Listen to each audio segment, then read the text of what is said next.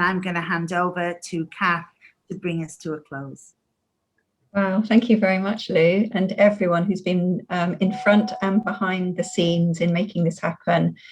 This conference today and last Fridays have been sensational, both a celebration of all that has been achieved in this really challenging year, and also, more than that, the sharing of your findings in ways that other people can now go and use.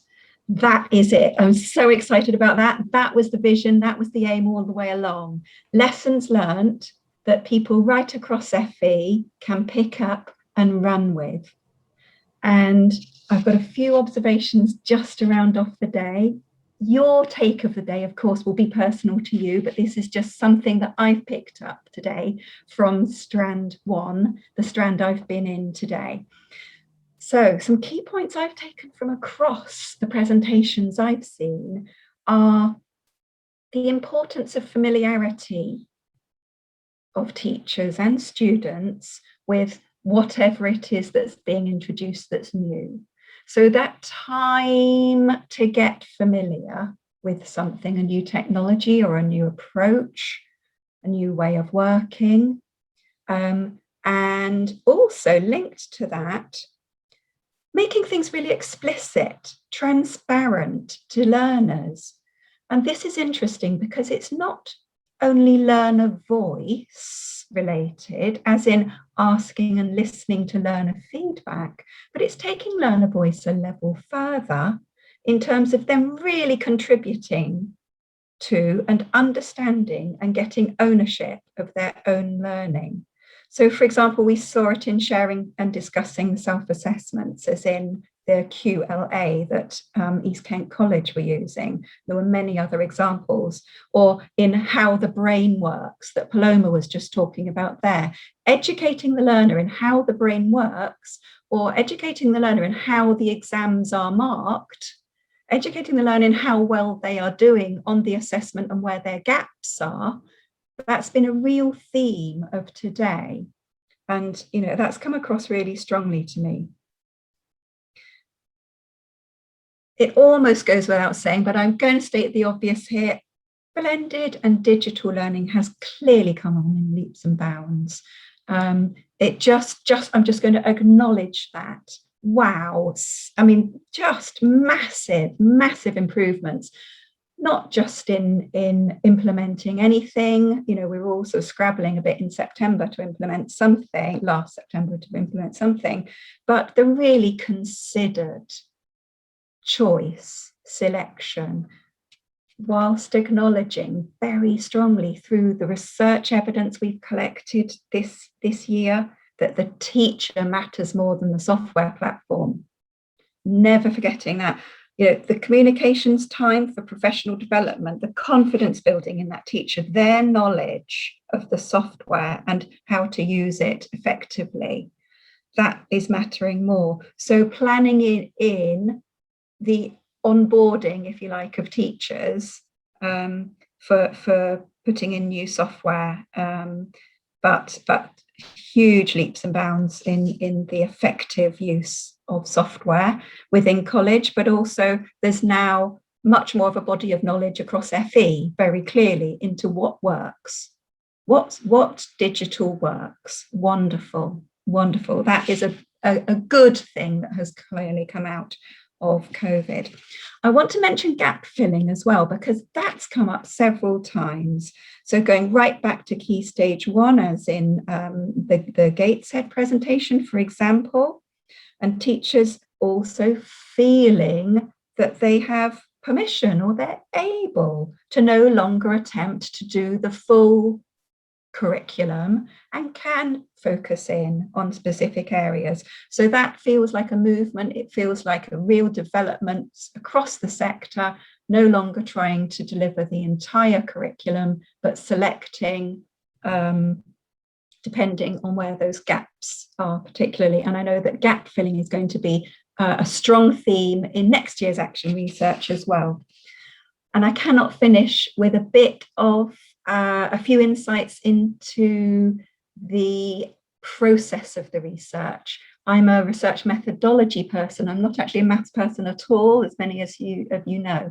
So a little bit of input on that, just to finish off a few quick points. First of all, I'd like to really praise the solid, the meaningful, the relevant findings that have come out from across the projects this year. So thank you for all your research competence. And that is essential because you are demonstrating for other people to feel that they can then, that your ideas are worthy in a way of implementing in their own colleges. It's essential for the credibility, for the reliability, and other aspects of trustworthiness of your work that you have shown that. So thank you so much. It is wonderful to celebrate your improvements, but others need to think whether they want to, and indeed should, whether they're really convinced and persuaded, given the evidence base, to implement what you've been doing. So, for example, people gave sample sizes so we can see the numbers involved. You know, this was 300 students or this was 10 teachers. Really useful to know, to be able to judge things. Used multiple sources. You know, there were teacher views, learner views, data views. There were examples of work, the reflective journals, that all were triangulated and strengthened the results that you presented. Analytically sound presentations of carefully selected comparisons they were impactful because they were so sort of relevant and carefully selected. So analysis was really sophisticated today, and I'm really pleased about that. And also, Lou's already picked this one up. It's you defended what you didn't collect. Well done. Standing and saying, actually, yeah, I've got a professional view on that, but that was beyond the remit of this particular study. Yeah, great. That shows confidence as researchers too. 2 more points before I finish. My second to last point is today, I think it came across very strongly, the iterative nature of action research. For example, Zen started off thinking it was about social media. He then had to take stock. It was about the qualities of social media. And then it became about gifts. So you've actually got some changes of tack, what's come out of this phase that I'm now then going to go and research and I need to inquire about further. And that's great. So there were stories and journeys that people were talking us through that were really fascinating and fantastic today. That iterative nature of action research, where you have multiple ideas and testing out and changing tack or moving on within one academic year. That was great.